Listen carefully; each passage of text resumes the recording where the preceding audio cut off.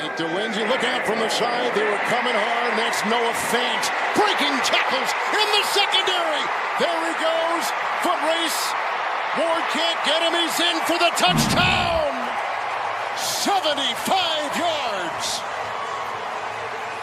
His first touchdown reception. Well, you get the play action fake, and he's just working across. You see all the linebackers bite, and now you see a bunch of missed tackles. That's a poor effort there by Whitehead.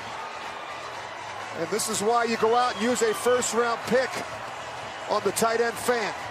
Watch him just walk away and break some tackles, and then you see that straight line speed.